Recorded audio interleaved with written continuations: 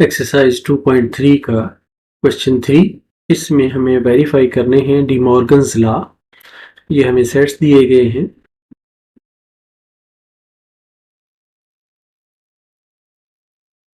सबसे हमें पहले हम लिख लेते हैं कि डी मॉर्गन्स लॉ है क्या।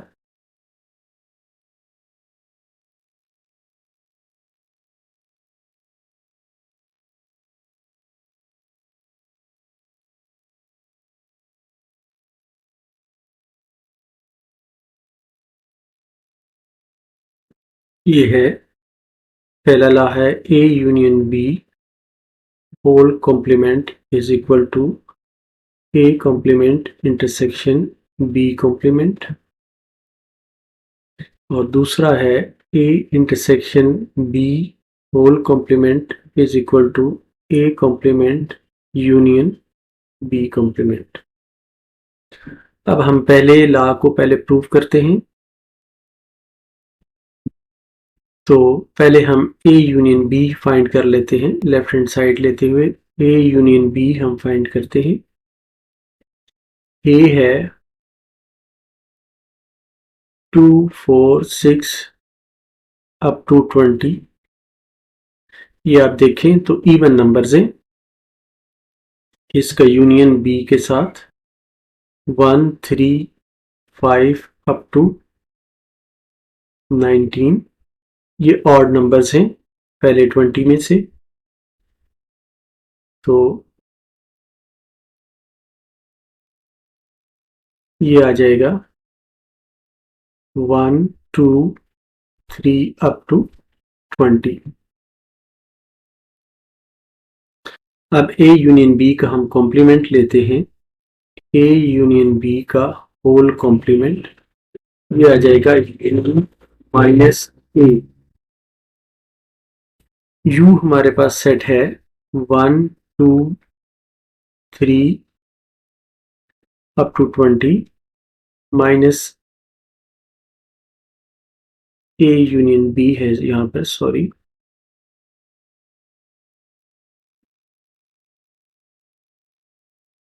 ये ए यूनियन बी आ जाएगा 1 2 3 अप टू 20। और ये दोनों क्योंकि इसमें एलिमेंट्स दोनों में सेम हैं तो ये एक एम्प्टी सेट आ जाएगा। अब हम इस रिलेशनशिप की राइट हैंड साइड को सॉल्व करते हैं। ये हमने किया था लेफ्ट हैंड साइड को। अब हम करते हैं राइट हैंड साइड को। तो ए डैश पहले हम फाइंड करते हैं z माइनस ए। z है हमारे पास 1 2 3 से लेकर 20 तक माइनस ए। ए है हमारे पास इवन नंबर्स 2 4 6 अप टू 20। तो इसका जो रिजल्ट आ जाएगा वो ऑड नंबर्स आ जाएंगे 1 3 5 टू 19।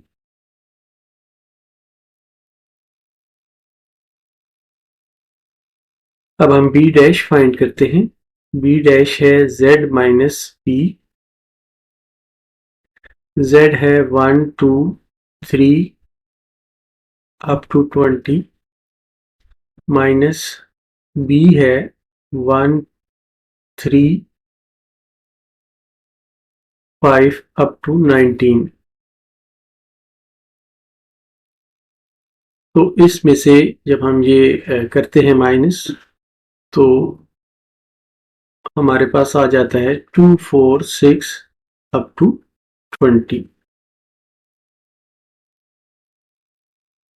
तब में यहाँ पर कॉमा होगा।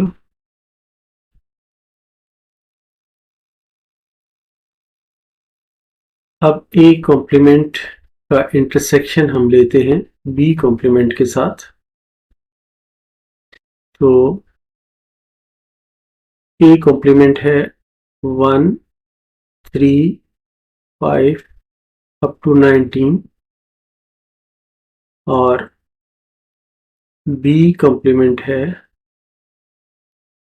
2 4 6 अप टू 20।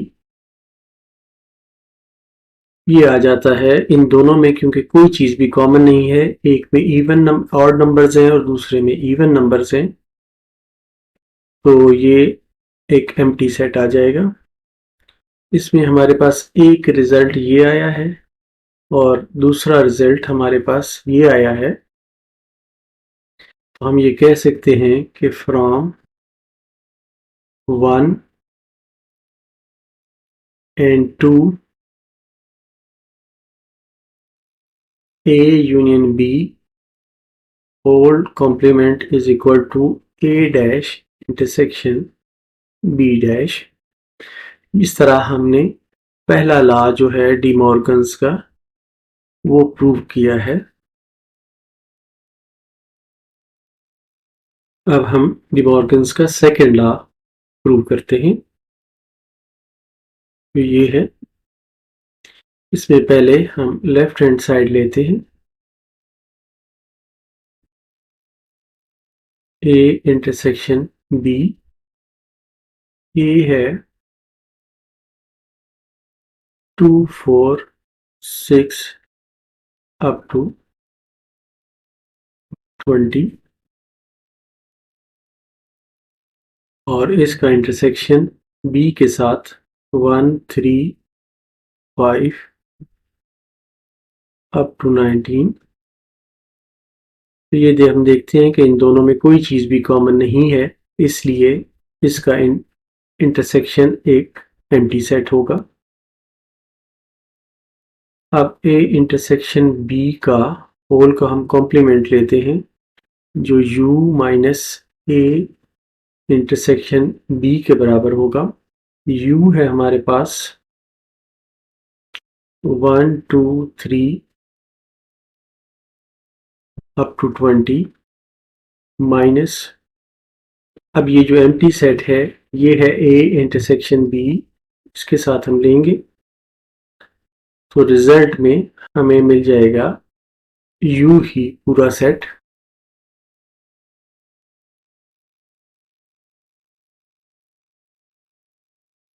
अब हम इस पार्ट का राइट साइड को सॉल्व करते हैं, राइट हैंड साइड को। तो पहले हमें ए कॉम्प्लीमेंट फाइंड करना है। ए कॉम्प्लीमेंट है z minus A is equal to, sorry,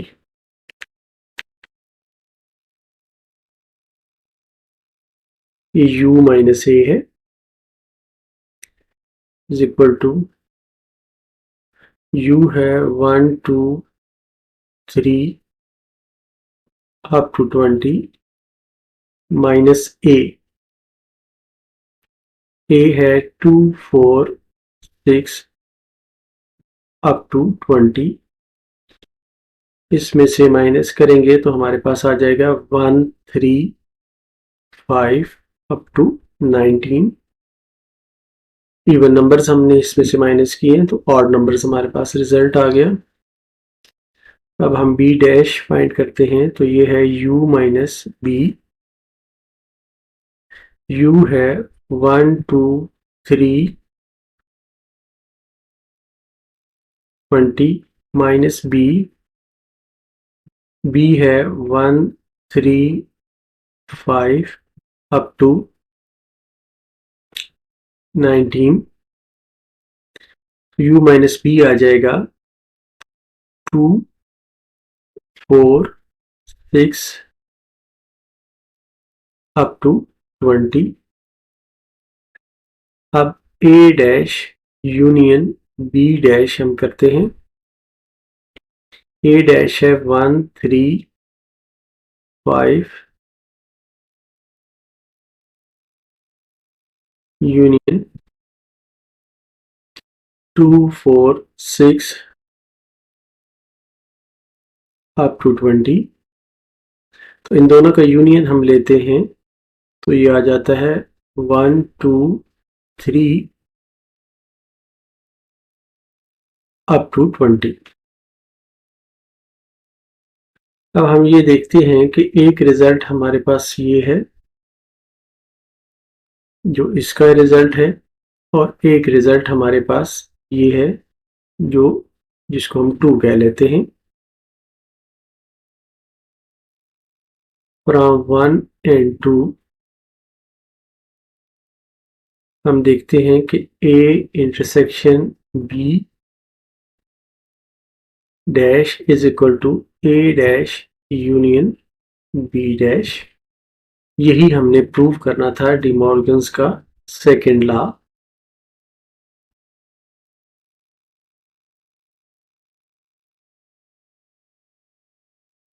exercise 2.3 question 4, let U is equal to set of English alphabets. English alphabets आप जानते हैं कि ABC से स्टार्ट होके Z तक जाते हैं। A सेट दिया गया है X such that X is a vowel. Vowel क्या होते हैं ये आपको पता है, A, E, I, O और U।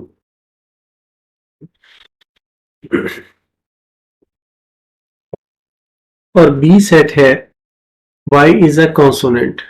कॉन्सोनेंट वो होते हैं जो वॉवल ना हो, मतलब है कि वॉवल के अलावा जितने भी इंग्लिश अल्फाबेट्स हैं वो सारे कॉन्सोनेंट होंगे। तो वेरीफाई करना है डी मॉर्गन्स लॉज को।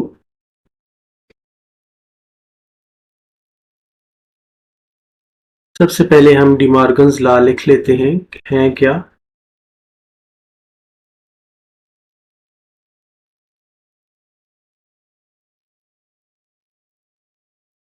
ये है A यूनियन B का whole complement is equal to A complement intersection B complement. और दूसरा लॉ है A intersection B complement is equal to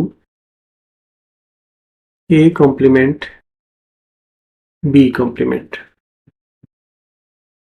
अब हम इसका पहला लॉ वो प्रूव करते हैं। तो पहले A यूनियन B हम फाइंड करते हैं। A यूनियन B है X such that X is a vowel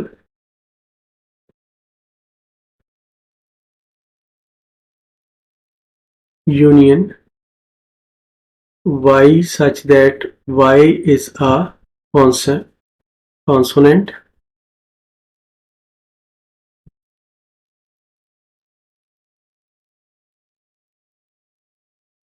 अब हम यूनियन ले रहे हैं तो इन दोनों को मिला के आ जाएगा सेट ऑफ इंग्लिश अल्फाबेट्स, मुकम्मल सारे अल्फाबेट्स आ जाएंगे। Set of English alphabets.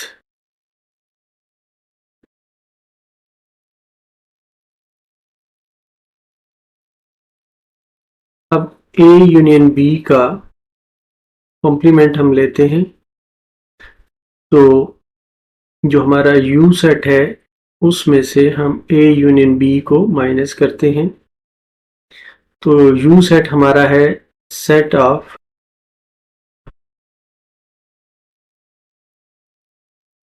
English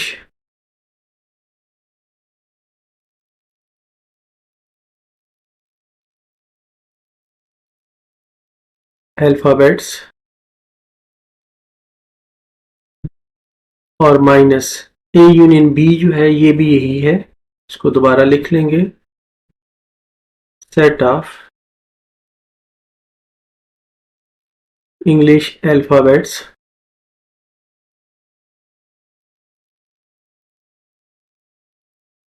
तो ये एक एम्प्टी सेट आ जाएगा।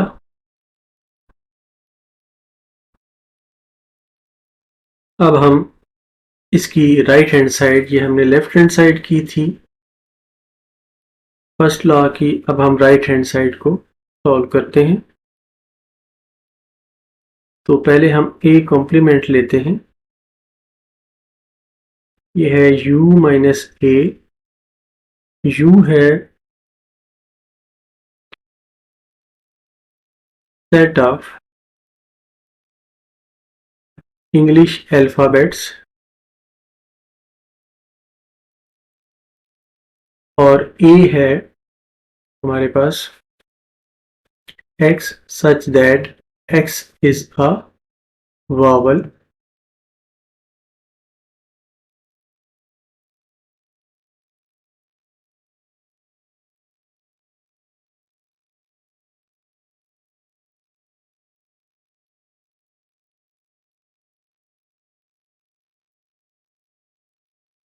टोटल अल्फ़ाबेट के सेट्स में से अगर हम वावल निकालें तो बाकी रह जाता है कॉन्सोनेंट का सेट।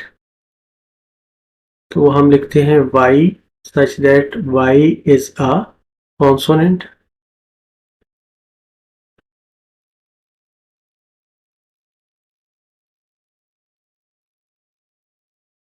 अब हम b डैश लेते हैं।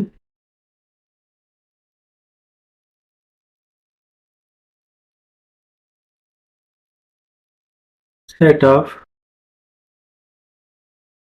English alphabets minus y such that y is a consonant।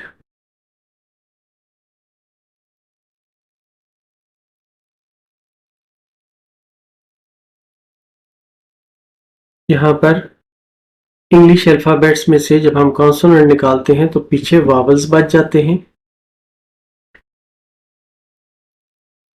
तो हम लिखते हैं x such that x is a vowel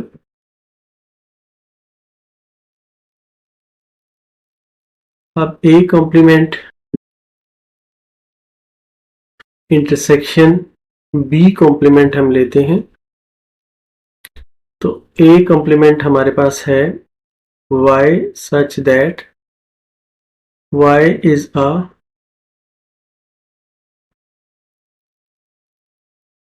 consonant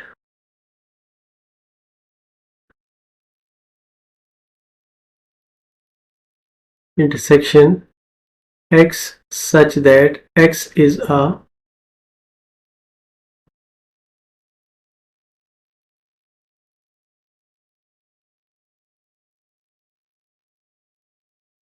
vowel। अब इन दोनों में सेट ऑफ कॉन्सोनेंट और सेट ऑफ वावल में कोई चीज़ भी कॉमन नहीं है, लिहाजा ये एक एम्प्टी सेट आंसर आएगा हमारा। एक रिजल्ट हमारा ये आया था और दूसरा रिजल्ट हमारा ये आ रहा है। तो हम ये लिखेंगे कि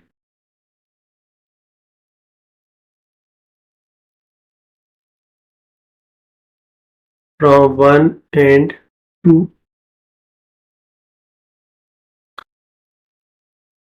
A union B complement is equal to A dash intersection B dash। इस तरह हमने डिमॉर्गन्स का पहला लॉ प्रूव किया है।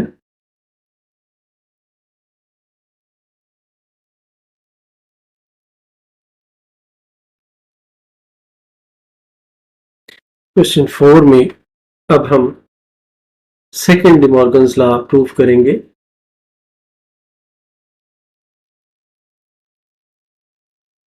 पहले हम डिमॉर्गन लॉ लिख लेते हैं।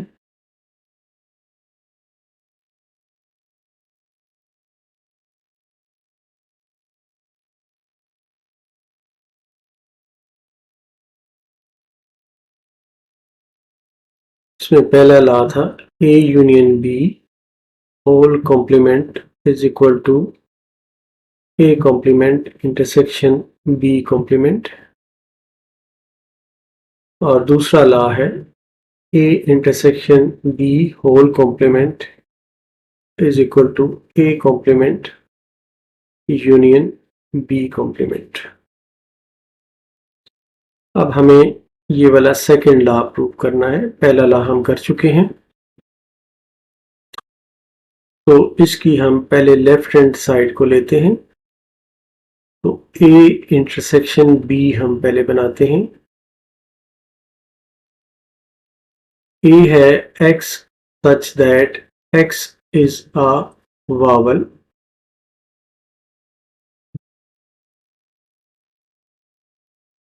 इंटरसेक्शन बी का y such that y is a consonant।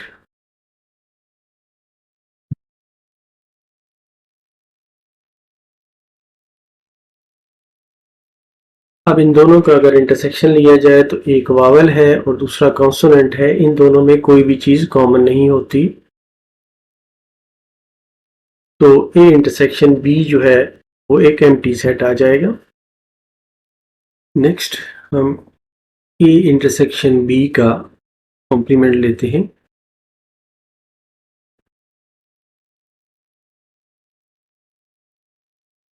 A intersection B का complement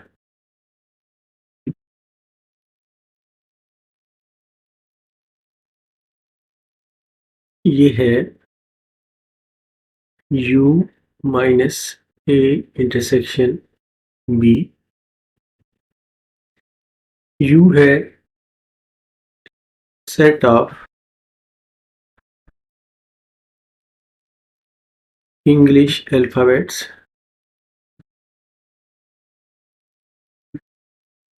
minus A intersection B जो कि एक एम्प्टी सेट है। तो ये रिजल्ट आ जाएगा सेट ऑफ इंग्लिश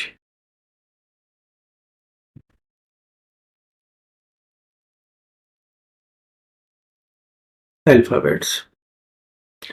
अब इसकी हम राइट हैंड साइड को प्रूव करते सॉल्व करते हैं। इसके लिए पहले हमें ए डैश चाहिए। u माइनस ए, u है set of English alphabets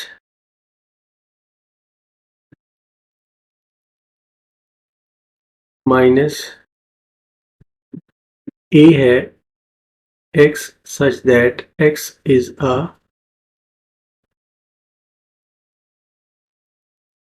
vowel। तो इंग्लिश अल्फाबेट्स में से अगर हम वावल निकालेंगे तो बाकी जो बचेगा वो कॉन्सोनेंट बच जाएगा। y is a consonant।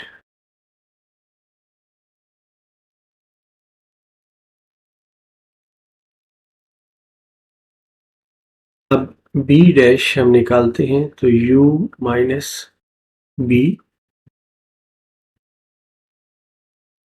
Set of u जो है वो सेट ऑफ इंग्लिश अल्फाबेट्स है।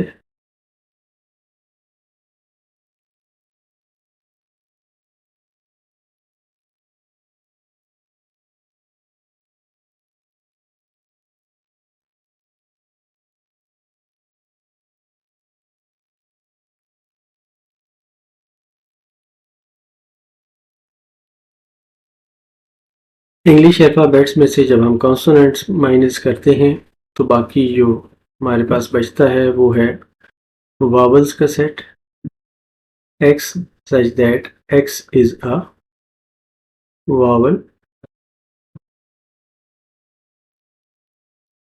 तो a dash union b dash जब हम बनाते हैं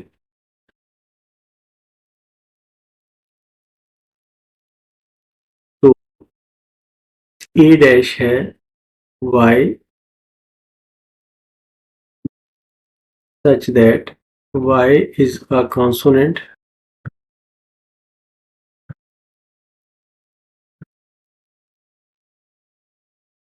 union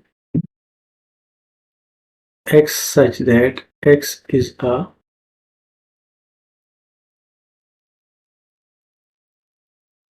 vowel। तो इन दोनों का यूनियन जब हम लेते हैं तो ये आ जाता है सेट ऑफ इंग्लिश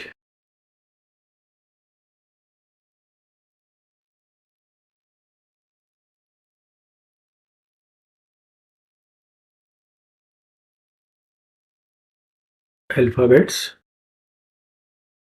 तो इस रिजल्ट में भी हमने देखा कि ए इंटरसेक्शन बी का होल कॉम्प्लीमेंट जो है वो सेट ऑफ इंग्लिश अल्फ़ाबेट्स था, और A complement union B complement B जो है वो सेट ऑफ इंग्लिश अल्फ़ाबेट्स है। हम ये कह सकते हैं from 1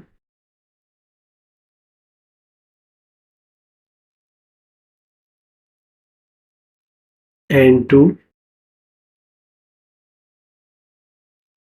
A intersection B whole complement is equal to A complement union B complement। यही हमें प्रूव करना था।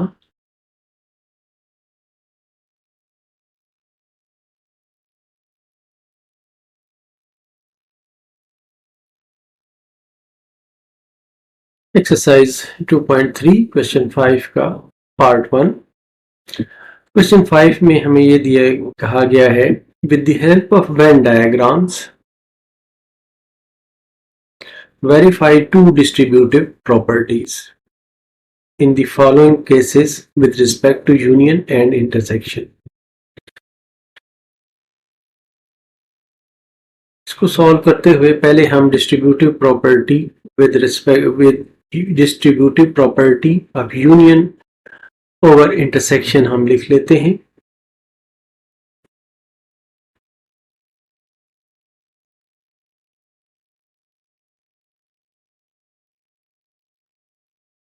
Distributivity of union over intersection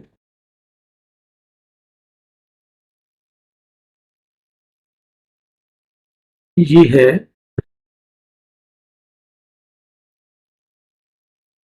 A union B intersection C is equal to A union B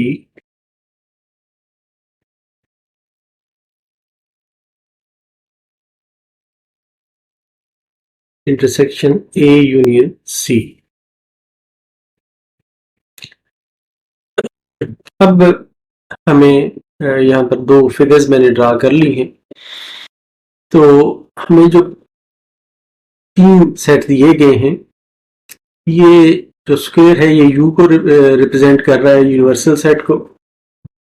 पहली condition ये है कि A subset है B का। तो ये A हमने ड्रा किया है, ये B बनाया है, A B के अंदर है, इसलिए ये B का सबसेट है। A इंटरसेक्शन C जो है ये फाई है, मतलब है कि C अगर ये सेट हो तो ये A के साथ किसी तरह भी ओवरलैप नहीं कर रहा। B और C जो है ये ओवरलैप कर रहे हैं। इसी तरह दूसरी साइड पे भी हम ये बना लेते हैं। तो ये A हो गया, ये B हो गया और ये C सेट हो गया। अब इस साइड को हम बनाएंगे A union B intersection C, और इस साइड को हम बनाएंगे A union B intersection A union C।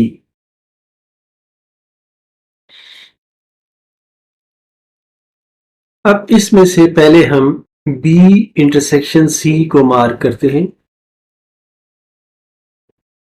इसके लिए हम एक से ब्लू कलर ले लेते हैं और B इंटरसेक्शन C को यहाँ पर हम मार्क करते हैं। ये ब्लू कलर की इस तरह की परपेंडिकुलर लाइंस हम ड्रा कर लेते हैं। B इंटरसेक्शन C हम मार्क करते हैं, तो B इंटरसेक्शन C ये वाला एरिया आता है।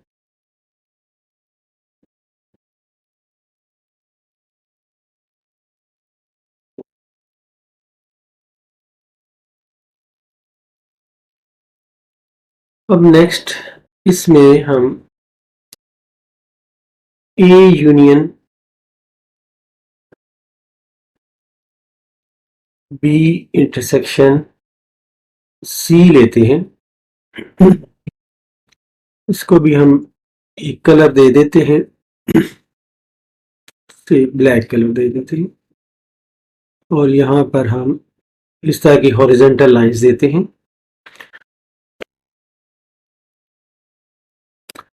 तो इसमें ए आ जाएगा ये सारे वाला, और ये वाला एरिया आएगा। तो यहाँ पर हम ये मार्क करेंगे कि ये है।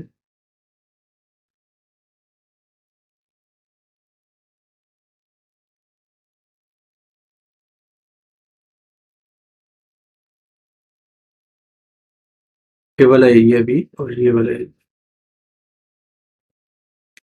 तो A union B intersection C, B intersection C, तो ये वाला एरिया बना। और ये जो है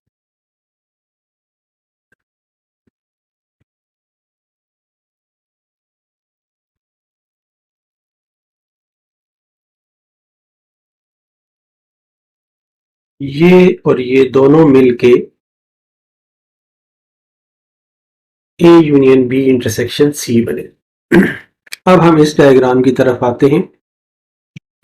यहां पर पहले हमें फाइंड करना है ए यूनियन बी।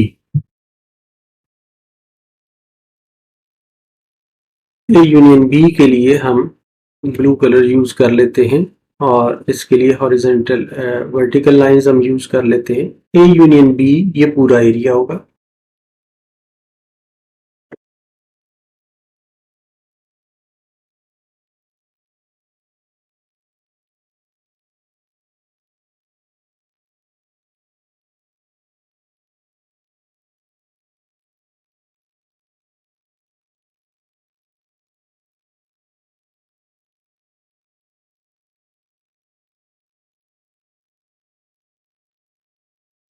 ये ए यूनियन बी होगा। अब नेक्स्ट हम लेते हैं कि ए यूनियन सी क्या होगा।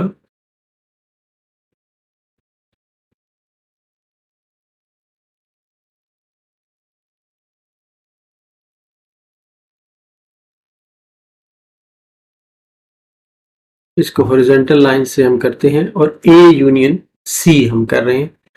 ए यूनियन सी में ये वाला एरिया आएगा, ये सारा आएगा,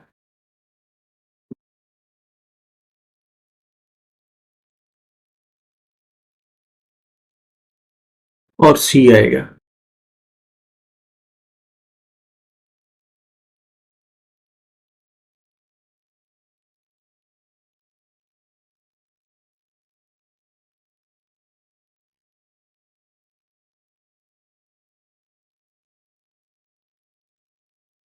अब जो इन दोनों का इंटरसेक्शन है वो क्या आएगा,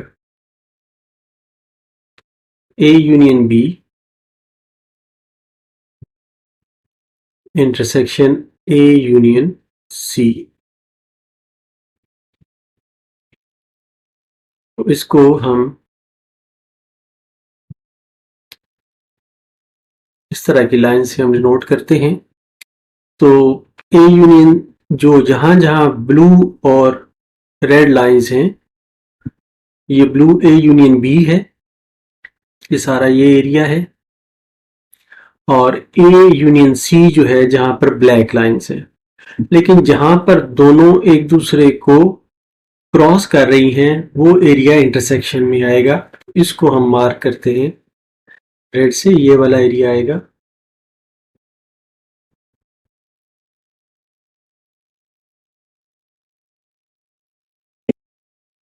और ये वाला एरिया आएगा। तो ए यूनियन बी और ए यूनियन सी का जो इंटरसेक्शन है वो ये वाला area,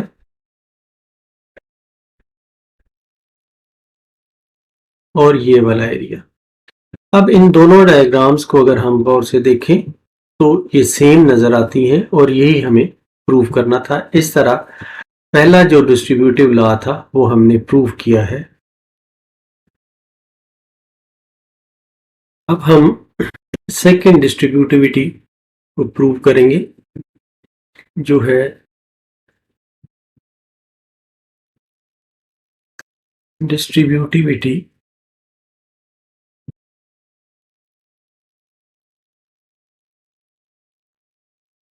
of intersection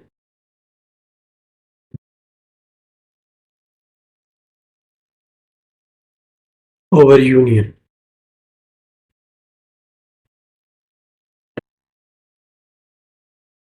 Distributivity of intersection over union ये है कि A intersection B union C is equal to A intersection B union A intersection C.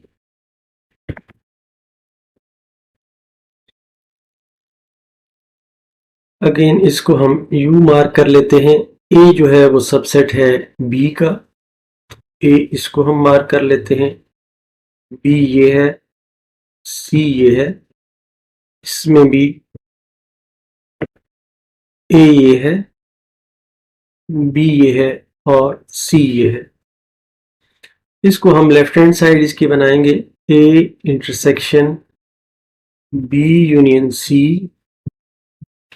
ये बनेगा A intersection B union A intersection C.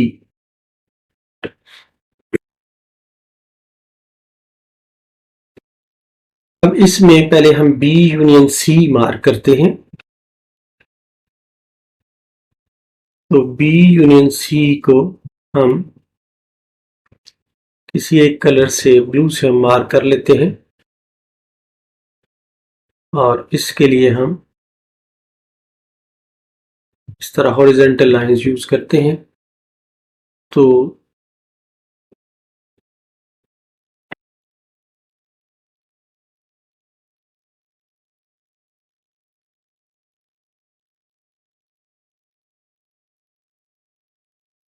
ये सारा B और C सारा ही आ जाएगा.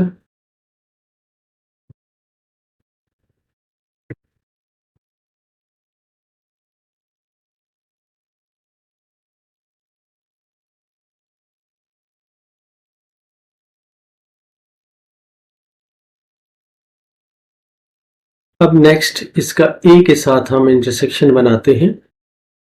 तो इसके लिए ये लाइंस हम यूज कर लेते हैं. A intersection B union C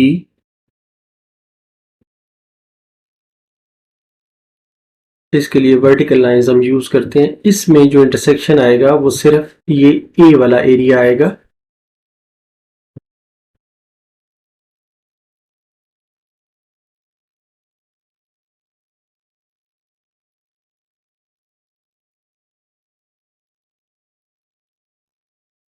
ये हमारा इसमें ये रिजल्ट आया A intersection B union C ये आया.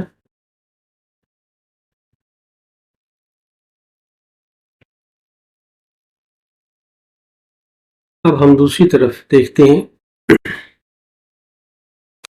पहले A इंटरसेक्शन B को हम मार्क करते हैं. तो इसको हम ब्लू लाइन से मार्क करते हैं. A इंटरसेक्शन B ये वाला एरिया आएगा.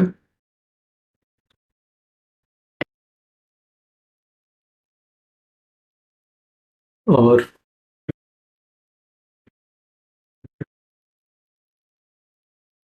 A intersection C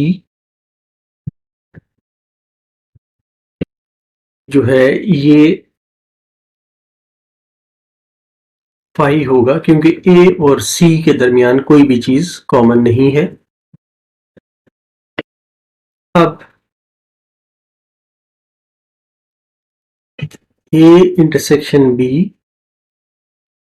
union A intersection C हम निकालते हैं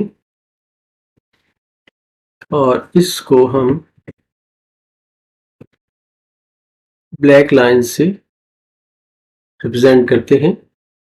तो अब क्योंकि A इंटरसेक्शन B जो था वो ये वाला एरिया था और A इंटरसेक्शन C जो है वो एम्प्टी सेट था. तो ये सिर्फ ये वाला एरिया आ जाएगा।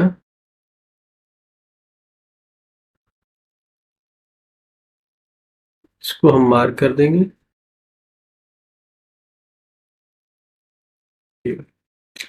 इसका रिजल्ट भी ये बना।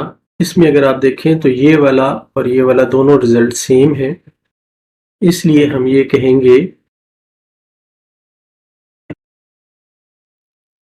कि वेन डायग्राम की मदद से हमने distributivity property of intersection over union हमने प्रूव की है।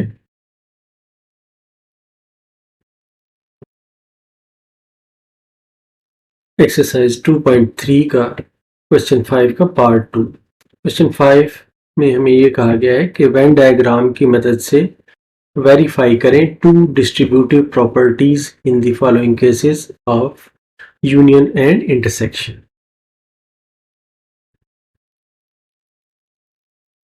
तो पहले हम लिखते हैं distributivity of union over intersection.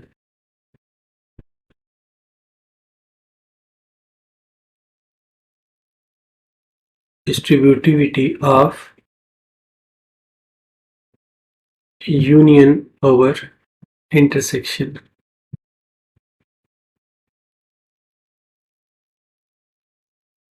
ये है A union B intersection C is equal to A union B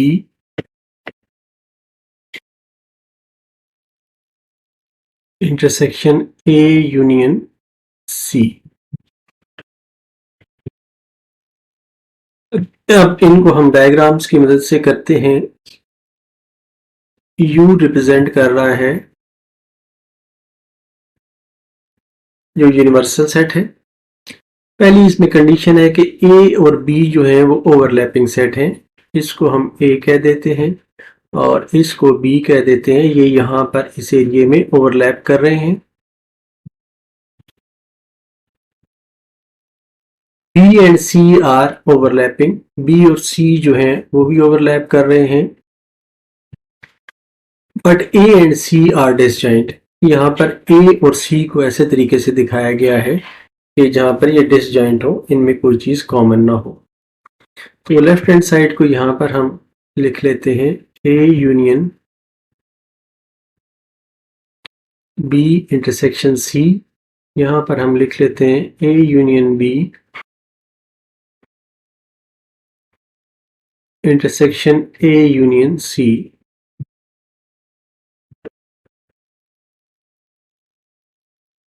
अब इसमें से पहले B इंटरसेक्शन C हम देखते हैं कि क्या बनेगा। इसके लिए हम ये ब्लू लाइंस यूज कर लेते हैं और इनको हॉरिजॉन्टल शक्ल में यूज करते हैं। B इंटरसेक्शन C, B और C के दरमियान जो कॉमन एरिया है वो हमने मार्क करना है। ये एरिया हमने मार्क कर लिया, B इंटरसेक्शन C बन गया।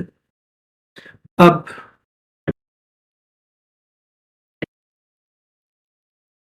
हम A union B intersection C देखते हैं वो क्या बनता है। A union B intersection C, इस एरिए का इस A के साथ यूनियन, ये क्या बनता है। इसके लिए हम से ब्लैक लाइंस कर लेते हैं यूज।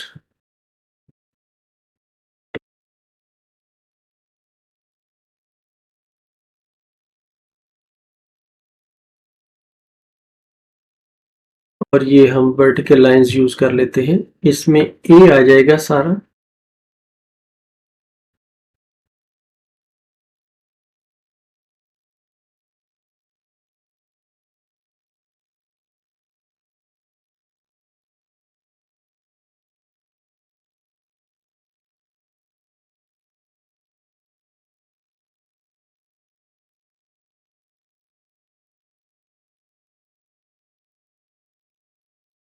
और ये वाला एरिया आ जाएगा जो बी इंटरसेक्शन सी है वो आ जाएगा। तो इस डायग्राम में ये वाला एरिया जो है और ये वाला जो एरिया है, ये बना है हमारा रिजल्ट।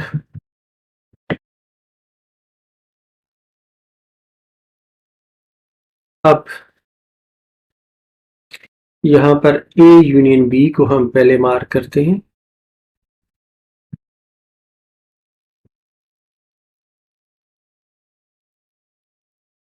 तो इसको ब्लू से हम मार्क कर लेते हैं, ए यूनियन बी को। ए यूनियन बी ये सारा एरिया बन जाएगा।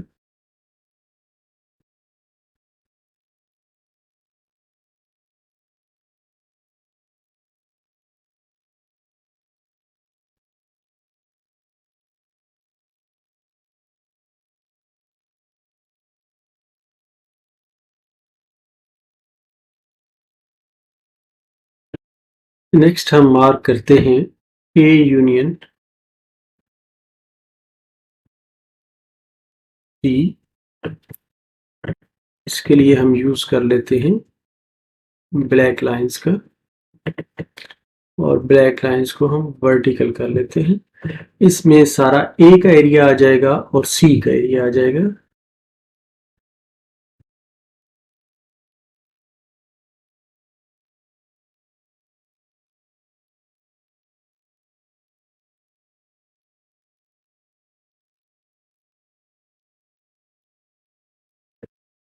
यहाँ पर सी का सारा एरिया आ जाएगा।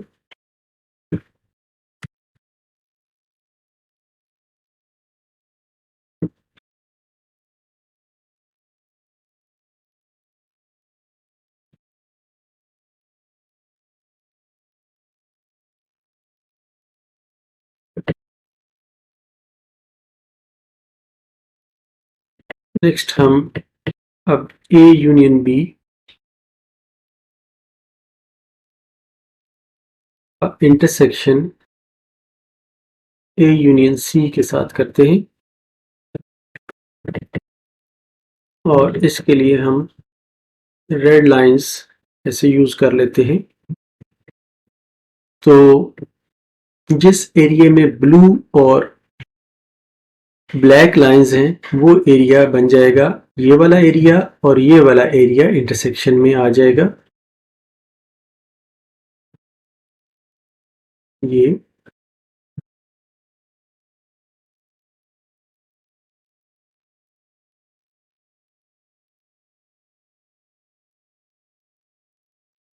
और ये वाला एरिया।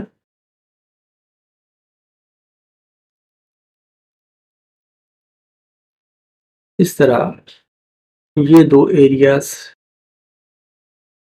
जो है ये इसको रिप्रेजेंट कर रहे हैं, और ये हमने प्रूव करना था जो हम कर लिए। Hence proved. इसी क्वेश्चन में अब हम distributivity of intersection over union prove करेंगे। यहाँ पर एज यूजुअल ये यू सेट है, ये भी यू है, ये ए है, ये बी है, ये सी है। इसी तरह ये ए बी और ये सी। कंडीशंस के मुताबिक डायग्राम हमने बना ली है। A and B are overlapping, A और बी ओवरलैपिंग हैं, B and C are overlapping, और ए और सी जो है वो डिसजॉइंट है। अब इस साइड को हम ये प्रूव करेंगे कि ये A intersection B union C यहाँ पे मार्क करेंगे, और यहाँ पर A intersection B union A intersection C हम मार्क करेंगे। पहले इसमें हम बी यूनियन सी हम मार्क करते हैं, और इसके लिए हम से ब्लू लाइंस यूज करते हैं, ये वाली।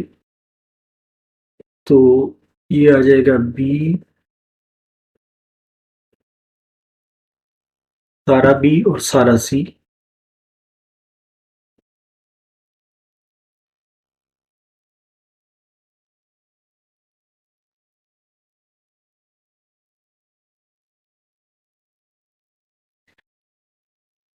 के बाद ए के साथ इसका इंटरसेक्शन हम बनाते हैं।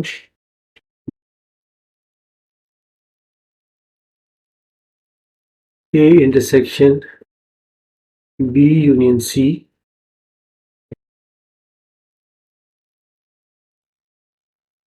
इसके लिए हम से ब्लैक लाइंस यूज कर लेते हैं।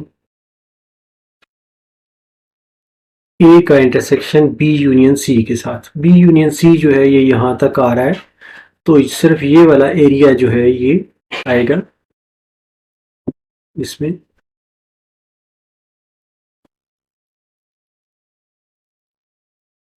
तो ये वाला जो एरिया है ये A intersection B union C बन गया है।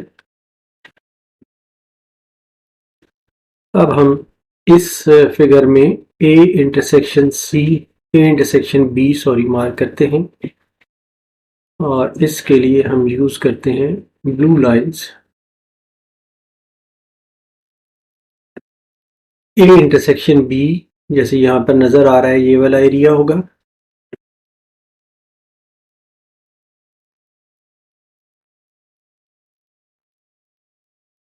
अब हम लिखते हैं ए इंटरसेक्शन सी। ए इंटरसेक्शन सी में कोई भी चीज कॉमन नहीं है, तो लिहाजा इसमें हम कुछ भी मार्क नहीं करेंगे, ये फाई है। नेक्स्ट है A intersection B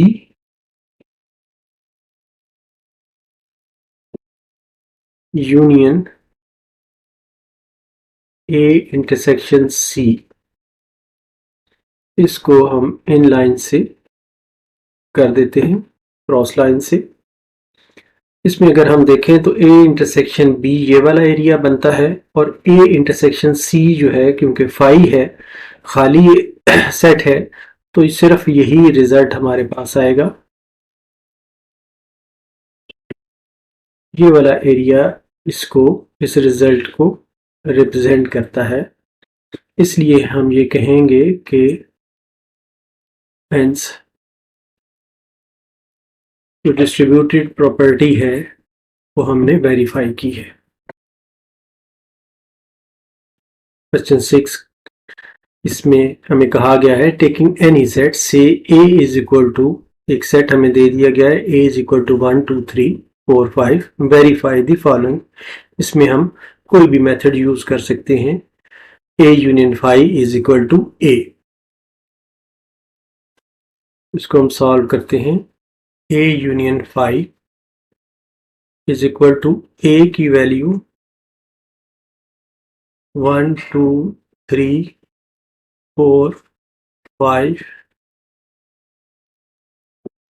union phi. अब ये खाली सेट के साथ, एम्प्टी सेट के साथ इसका यूनियन है, तो रिजल्ट इसका यही आएगा, ए ही आएगा। ए कामा 2 1 2 3 4 और 5 जो कि ए के बराबर है। तो ये इंप्लाई करता है कि A union phi is equal to A, यही हमें प्रूव करना था।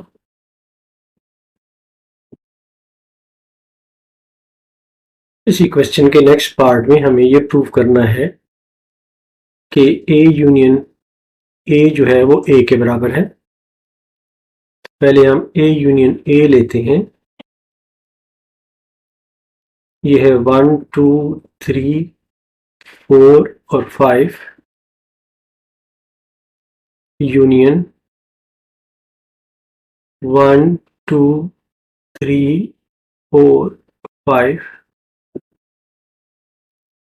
इसका यूनियन हम लेंगे तो 1 2 3 4 5 ही आ जाएगा, और ये ए के बराबर है। तो ये इंप्लाई करता है A union A is equal to A, यही हमने प्रूव करना था।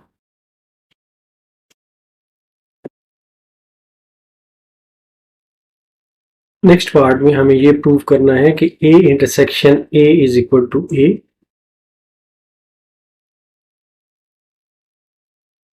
तो हम ए इंटरसेक्शन ए लेते हैं,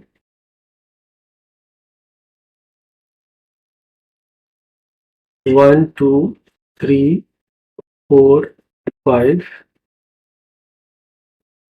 intersection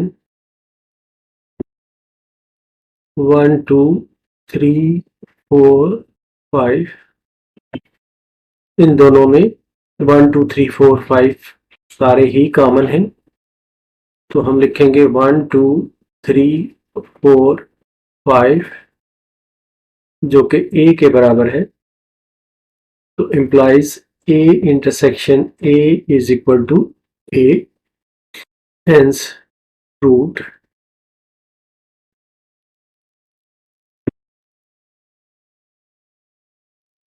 एक्सरसाइज 2.3 का क्वेश्चन 7। इसमें हमें u सेट एक दिया गया है और एक a सेट दिया गया है। u है 1 से लेकर 20 तक नंबर्स हैं और a सेट में 1 से 19 तक ऑड नंबर्स हैं। इसमें हमें वेरीफाई करना है कि a union a dash is equal to u। तो इसको सॉल्व करते हैं। पहले a डैश हम निकालते हैं जो u माइनस a के बराबर होगा। u हमारा सेट है 1 2 3 4 5 up to 20 minus A set है 1 3 5 19 तक। अब ये ऑड नंबर्स हैं और इसमें कंटिन्यूस 1 से लेकर 20 हैं, तो जो डिफरेंस आएगा u माइनस ए आएगा वो 2 4 6 सो ऑन अप टू 20 आएगा। अब a और a डैश का यूनियन हम लेते हैं। a है 1 3 5 अप टू 19 और a डैश है 2 4 6 अप टू 20। तो इन दोनों का अगर हम यूनियन लें तो ये ऑड नंबर्स हैं, ये इवन नंबर्स हैं, तो ये आ जाएगा 1 2 3 4 5 अप टू 20 जो अगेन u के बराबर है, implies a union a dash is equal to u। तो हमने जो प्रॉपर्टी वेरीफाई करनी थी वो वेरीफाइड हो गई, हेंस वेरीफाइड। इसी क्वेश्चन के नेक्स्ट पार्ट में हमें प्रूव करना है a intersection u is equal to a। तो हम a इंटरसेक्शन u लेते हैं। a है 1 3 5 सो ऑन 19 तक और इंटरसेक्शन u के साथ 1 2 3 4 5 अप टू 20। अब इसमें ये जो ऑड नंबर्स हैं यही इसमें कॉमन है, हम लिखते हैं 1 3 5 अप टू 19 और ये जो है ये a के बराबर है, तो ये इंप्लाई करता है a intersection u is equal to a, hence verified. Question 7 का थर्ड पार्ट है, इसमें हमें वेरीफाई करना है कि a इंटरसेक्शन a डैश जो है वो 5 के बराबर है। तो पहले हम इसका a डैश फाइंड करते हैं जो u माइनस a होगा।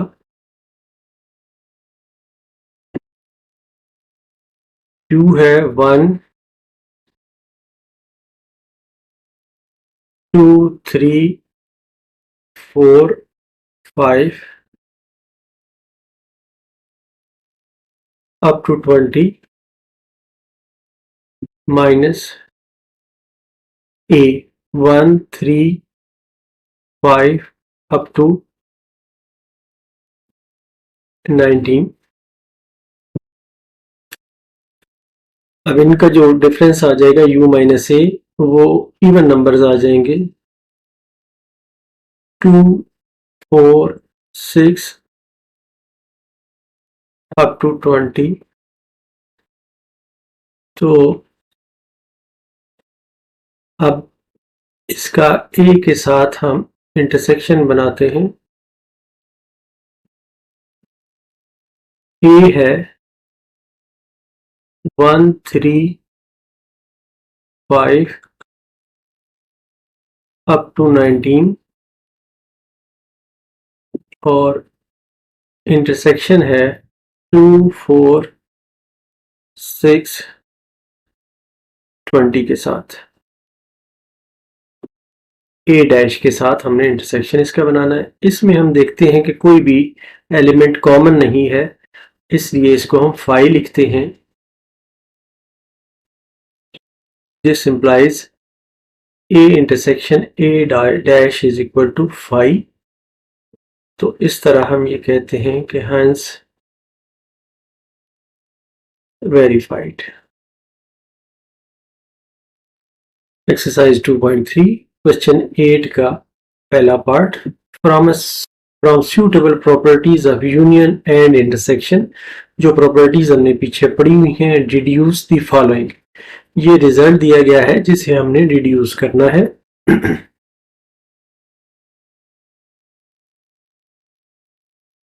A intersection A union be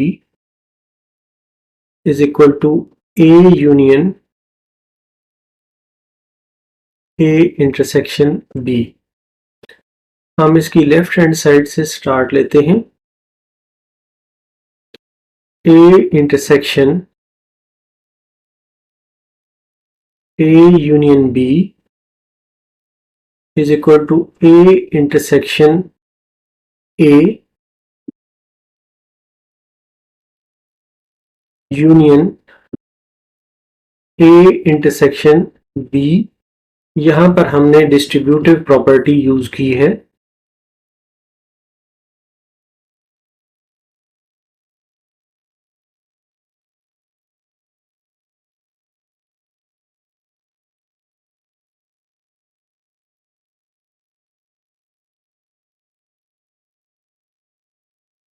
using distributive property. अब A इंटरसेक्शन A जो है ये हम देखा है पिछले क्वेश्चन में कि A इंटरसेक्शन A जो है ये A के बराबर है। तो ये आ जाएगा A union A intersection B which is equal to right hand side. इस तरह हमने ये रिजल्ट प्रूव किया है कि A intersection A union B इसके बराबर है, एक प्रॉपर्टी डिस्ट्रीब्यूटिव प्रॉपर्टी को यूज करते हुए। एक्सरसाइज 2.3 क्वेश्चन 8 का सेकंड पार्ट। इसमें भी हमें सूटेबल प्रॉपर्टी यूज करते हुए ये रिजल्ट डिड्यूस करना है। हमें गिवन है A union A intersection B is equal to A intersection A union B। अब इसमें हम लेफ्ट हैंड साइड को पहले लेते हैं। यह A union A intersection B या ये बराबर है A union A intersection A union B। यहाँ पर हमने डिस्ट्रीब्यूटिव प्रॉपर्टी यूज की है, तो यहाँ पर हम लिख देंगे यूजिंग डिस्ट्रीब्यूटिव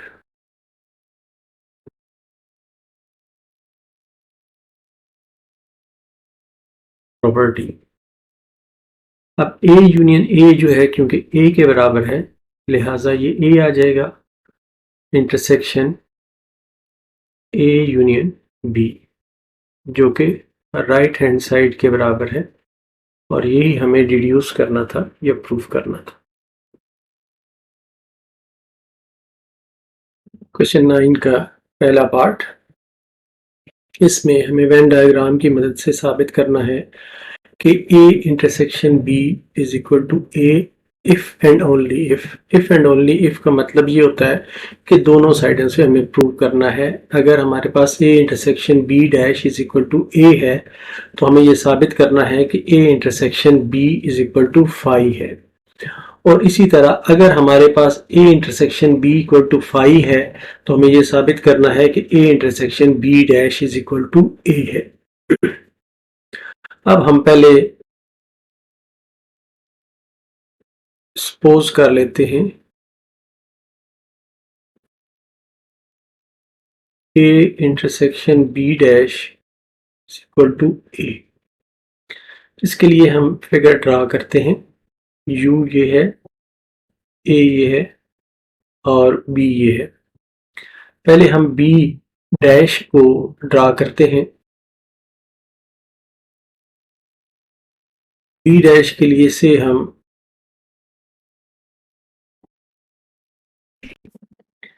ये वाली लाइंस ले लेते हैं, ब्लू वाली। तो बी डैश वो सारा एरिया होगा जो बी में शामिल नहीं है, सारा होगा।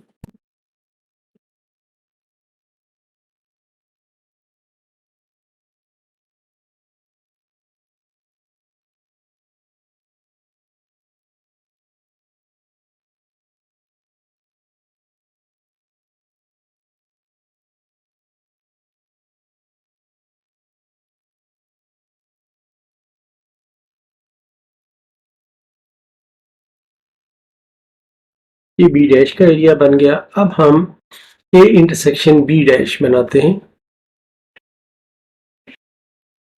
से इसके लिए हम ब्लैक लाइंस ले लेते हैं और ए इंटरसेक्शन बी बनाते हैं। ए इंटरसेक्शन बी डैश, इसके लिए हम ऐसे हॉरिजेंटल लाइंस लगा लेते हैं। तो अब एरिया हमारे पास ये वाला है जिसमें बी शामिल नहीं है, ये सारा यू है। तो इसका ए के साथ इंटरसेक्शन जो है वो सिर्फ ए आएगा।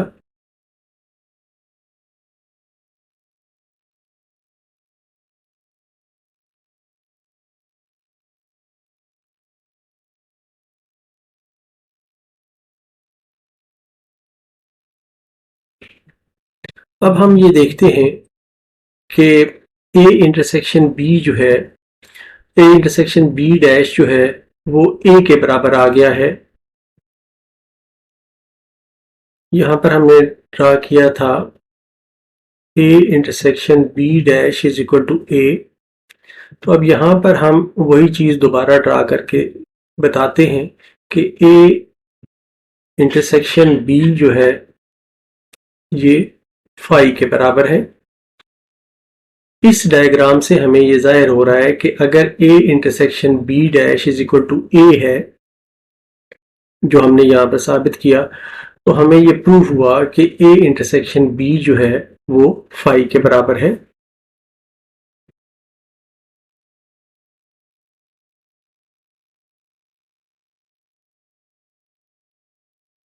अब नेक्स्ट हम सपोज करते हैं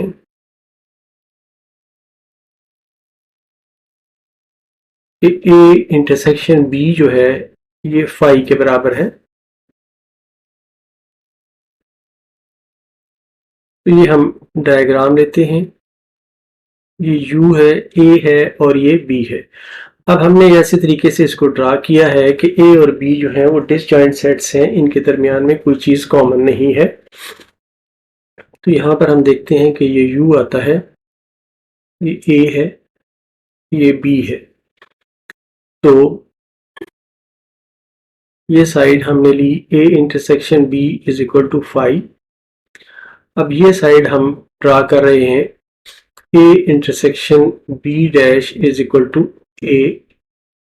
तो पहले हम ए सॉरी, बी का कॉम्प्लीमेंट निकालते हैं। तो बी के कॉम्प्लीमेंट के लिए हम ब्लू लाइंस यूज कर लेते हैं। तो बी का कॉम्प्लीमेंट जो है वो बी के अलावा सारा यू आ जाएगा।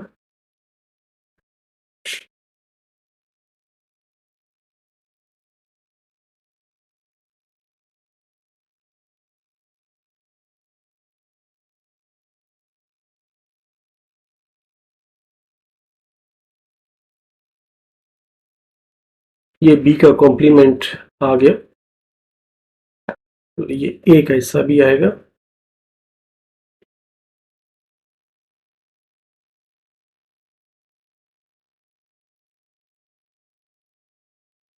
अब हम ए इंटरसेक्शन बी कॉम्प्लीमेंट निकालते हैं। इसको हम हॉरिजेंटल लाइन से रिप्रेजेंट करते हैं। तो इसका ए के साथ इंटरसेक्शन जो है वो ये वाला आएगा।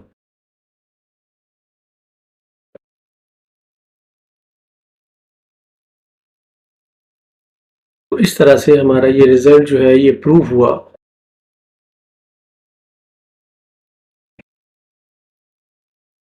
कि A intersection B is equal to 5 अगर हो तो ए इंटरसेक्शन बी डैश जो है ये ए के बराबर होगा। यही हमें प्रूव करना था।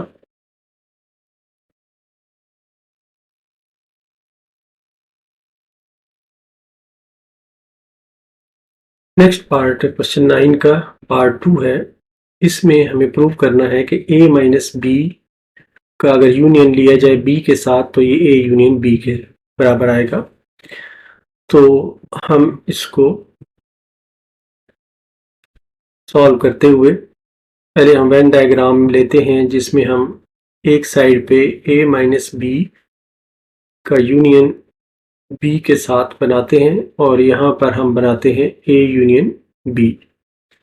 यहाँ पर हमारे साथ सेट यू है, ये सेट ए है, ये सेट बी है, इसी तरह ये सेट यू है, ये ए है और ये बी है। अब पहले हम ए माइनस बी बनाते हैं। इसको मार्क करने के लिए हम ये ब्लू लाइन से लेते हैं। ए माइनस बी वो एरिया ए का आएगा जो बी में शामिल नहीं है। तो ये यहाँ पर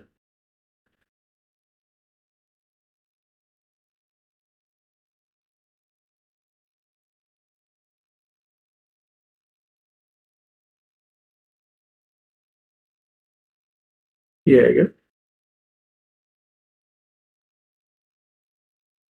अब हम इसका यूनियन लेते हैं बी के साथ। ए माइनस बी यूनियन बी। तो ए माइनस बी ये एरिया है, इसका यूनियन बी के साथ हम लेते हैं तो ये सारा आ जाएगा सेट।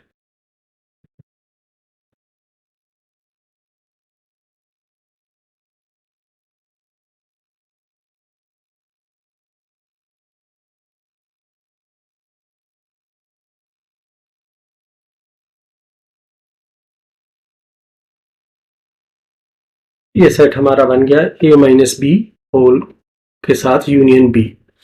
अब यहां पर हम देखते हैं कि ए यूनियन बी क्या होगा। इसके लिए हम ये वाली रेड लाइंस यूज कर लेते हैं। तो ये सारा हम देखते हैं कि ए और बी दोनों आ जाते हैं इसमें।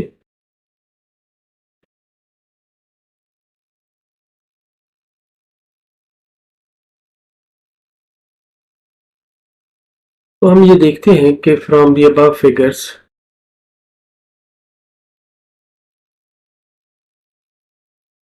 from the above Venn diagrams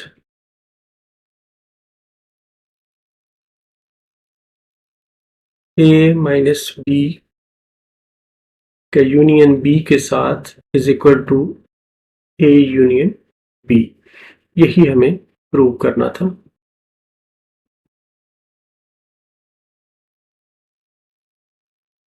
question 9 का थर्ड पार्ट, इसमें हमें वेन डायग्राम की हेल्प से साबित करना है कि a माइनस बी का इंटरसेक्शन अगर b के साथ लिया जाए तो ये फाई के बराबर होगा। इसके लिए हम एक इस तरह की डायग्राम बनाते हैं जिसमें a और b ओवरलैपिंग सेट्स हैं।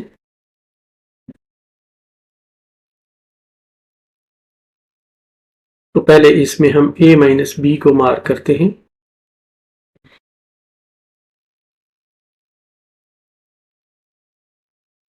से हम ब्लू लाइन से मार्क करते हैं तो a माइनस बी वो एरिया आएगा जो a का हिस्सा है लेकिन b का हिस्सा नहीं है।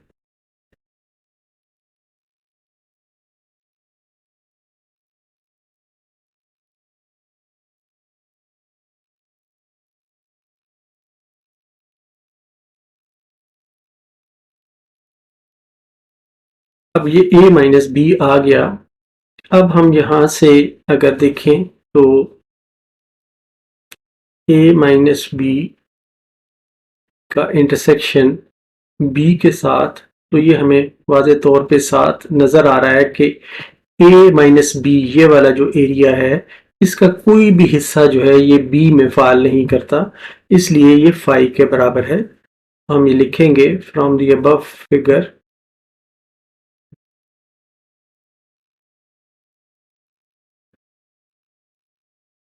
from the above Venn diagram,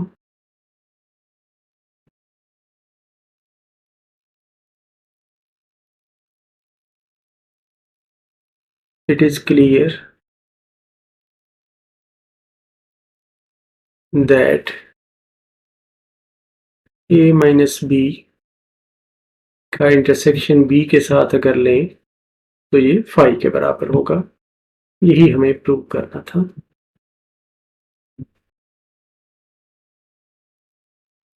question 9 का पार्ट 4, इसमें हमें वेन डायग्राम्स की हेल्प से प्रूव करना है कि a union b is equal to a union a dash intersection b। तो इसके लिए हम दो फिगर्स ड्रा करते हैं। एक में हम बनाएंगे a यूनियन b और एक में हम बनाएंगे a union a dash intersection b। अब ये यूनियन सेट है, ये a सेट है, ये b सेट है, इसी तरह ये a सेट है और ये b सेट है। यहाँ पर a यूनियन b हम आसानी से मार्क कर सकते हैं। इसको से हम रेड हॉरिजॉन्टल लाइन से ड्रा करते हैं तो ये पूरे के पूरे जो a और b दोनों सेट हैं ये आ जाएंगे।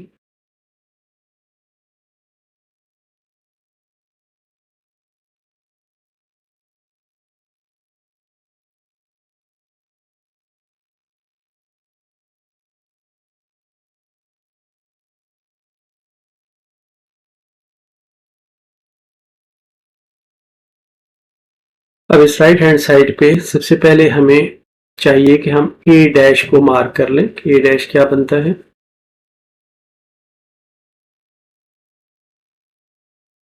a डैश के लिए हम ये ब्लू लाइंस यूज कर लेते हैं।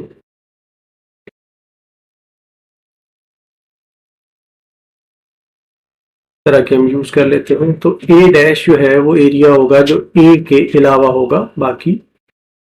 ये इस तरह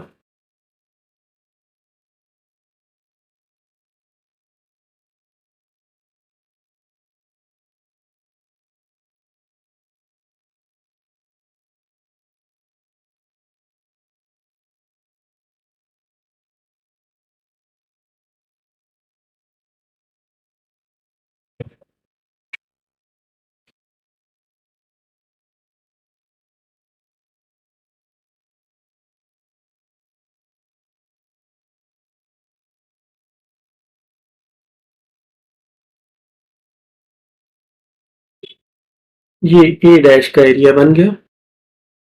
अब हमें ड्रा करना है a dash intersection b। B के साथ इसका इंटरसेक्शन।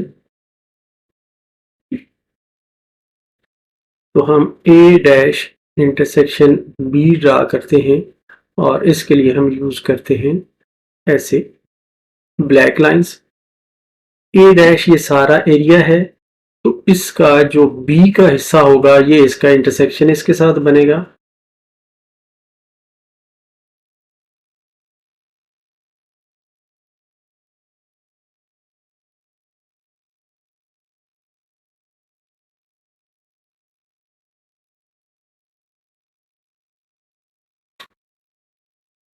अब इसका ए के साथ हम यूनियन बनाते हैं, A union A dash intersection B. इसको हम इस तरह रेड हॉरिजॉन्टल लाइन से हम करते हैं। तो ए डैश इंटरसेक्शन बी तो ये वाला आ गया और ए ये आ गया, ये दोनों मिलके एरिया बनाएंगे ए के साथ union.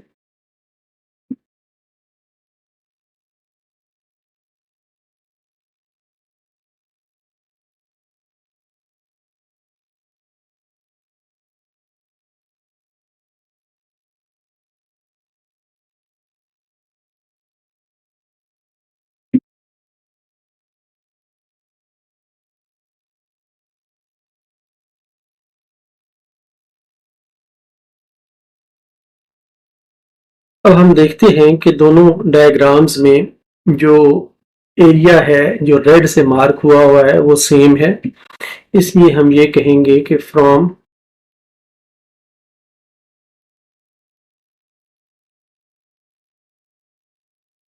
the above Venn diagrams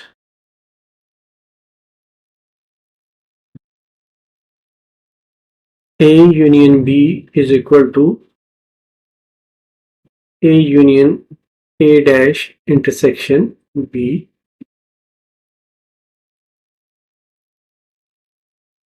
hence हमने ये प्रूव कर दिया।